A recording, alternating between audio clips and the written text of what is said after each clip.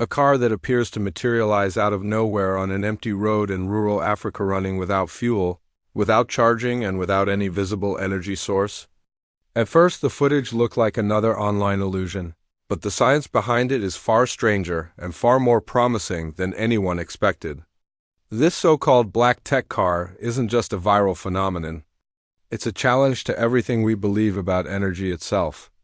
If this invention is real, it could disrupt billion-dollar industries and rewrite the global conversation about power, independence, and innovation. The video that sparked this global conversation began with a simple shot: a dusty, open road in West Africa, heat flickering across the horizon, and a pair of engineers adjusting a small device on the ground. As the camera zoomed in, the moment felt ordinary until the road shimmered again, and a sleek black vehicle emerged into full visibility. There were no engines revving, no headlights blinking on, no mechanical noise at all. It was as if the car simply manifested. Online viewers went wild. Some shouted CGI, others insisted it was military technology leaking to the public, and a few suggested it was a new form of cloaking tech. But the engineers behind the project explained something entirely different. According to them, what people saw was not a teleportation trick, rather, it was the car transitioning from a low-visibility energy state into a standard reflective state. The same way heat can distort the appearance of solid objects, that didn't exactly calm the internet. Instead, it fueled speculation about what kind of machine could shift between energy states, run without an external source, and remain stable enough to drive across uneven terrain. The mystery deepened. If this was real, what powered it?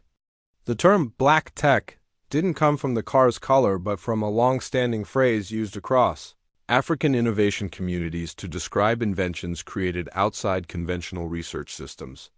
Black tech refers to grassroots innovation concepts developed without institutional funding, high-end laboratories, or formal recognition.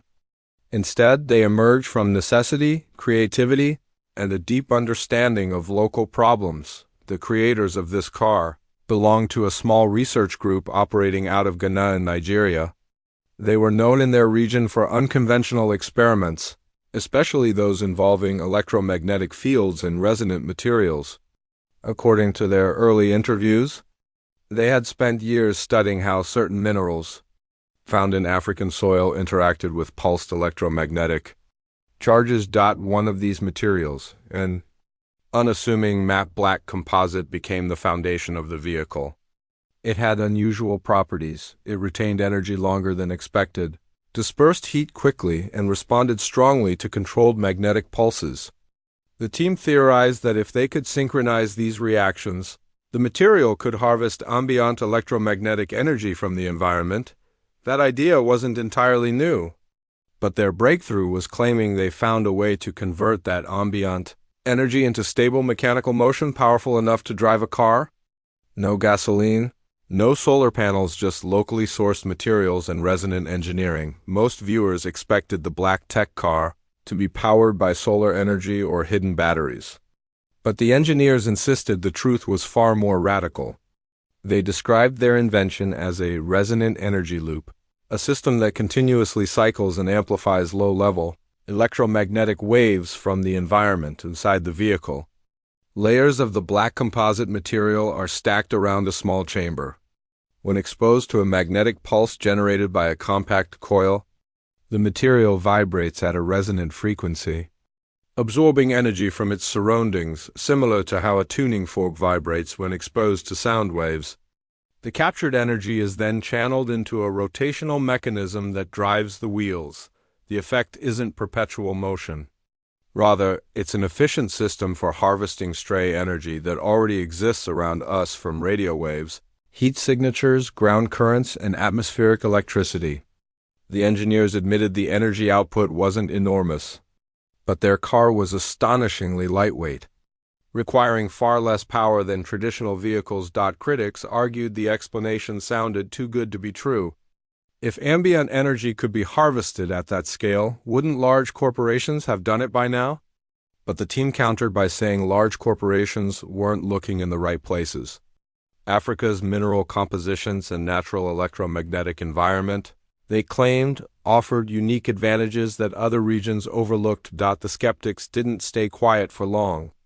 Scientists around the world attempted to debunk the footage, zooming in on shadows, studying frame-by-frame movements, and analyzing tire tracks. Some argued it was a clever blend of practical effects and digital masking. Others pointed out irregularities in the car's outline as it came into focus, but then came the unedited demonstration. In an open field, surrounded by journalists, the engineers repeated the process. A small device emitted a pulse, and the car's matte black frame flickered into visibility again. This time, there were no dramatic angles, just a wide, continuous shot. When the car moved, it did so silently, gliding forward with a subtle hum. The journalists touched the exterior, inspected the underside, and checked for hidden batteries. They found nothing unusual other than the lightweight composite panels and the absence of a traditional engine block. Was it proof? Not entirely. But it proved the vehicle wasn't purely digital trickery. Something was happening, something unconventional. The biggest question remained: was this a scientific breakthrough? Or a clever prototype that still needed a conventional power source the team wasn't disclosing? Without independent replication, the world could only speculate. If the black tech car works even half as well as its inventors claim, the consequences are enormous, especially for regions where energy scarcity slows development. Africa spends billions each year importing fuel, maintaining power grids, and supporting energy infrastructure that often fails before reaching rural communities. A vehicle that harvests ambient energy could change everything. Imagine transportation that doesn't rely on imported oil, expensive batteries, or fragile solar arrays. Imagine small villages gaining the ability to move goods, access hospitals, and connect with urban markets without worrying about fuel prices. It could accelerate economic growth, empower remote communities, and reduce dependency on foreign energy systems. Globally, the implications are just as significant. Energy giants would face disruption. Automobile companies would scramble to understand the technology. Nations might rethink energy strategies entirely, but the story goes deeper than economics. The creation of such a car in Africa challenges a long-standing narrative that innovation only flows from the West to the rest. This invention suggests the opposite may also be true. It signals that groundbreaking technology can emerge from smaller labs, unconventional thinkers, and regions long underestimated by the global tech community. Whether or not the black tech car fulfills its promises, its existence sparks a powerful question. What other innovations have gone unnoticed simply because they were born outside the mainstream spotlight? Of course, with great attention comes great controversy. Some international experts accused the team of exaggerating results for media attention. They argued that ambient energy is too weak and inconsistent to power a vehicle of any size. Others questioned the visibility shifting effect, suggesting it was simply heat distortion engineered for dramatic effect. Meanwhile, supporters of the project insisted the criticism came from industries threatened by the idea of energy independence. Online forums exploded with debates, conspiracy theories, and amateur analyses of the demonstration footage. Government interest added another layer of tension. Reports surfaced that several African governments reached out to the inventors, offering grants, partnerships, and, according to rumors, exclusive control of the technology. Major corporations from Europe and Asia allegedly contacted the team as well, some offering funding, others attempting to purchase the patent outright. The inventors refused all offers, stating they wanted the technology to stay within African communities until it was perfected. That decision only intensified the controversy.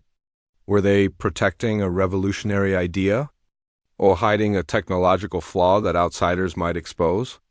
As the story gained worldwide momentum, the team promised a second-generation prototype version of the car that would offer longer range, stronger energy stability, and more transparency about how the system worked. Whether the black tech car becomes a global breakthrough or simply a bold experiment, one thing is undeniable: it has forced the world to look at African innovation in a new light. It has sparked conversations about energy independence, challenged traditional expectations and reminded us that revolutionary ideas often begin far from the center of global power. The truth behind this technology may take time to unfold, but the question it inspires is already transforming perspectives. Could the future of energy be?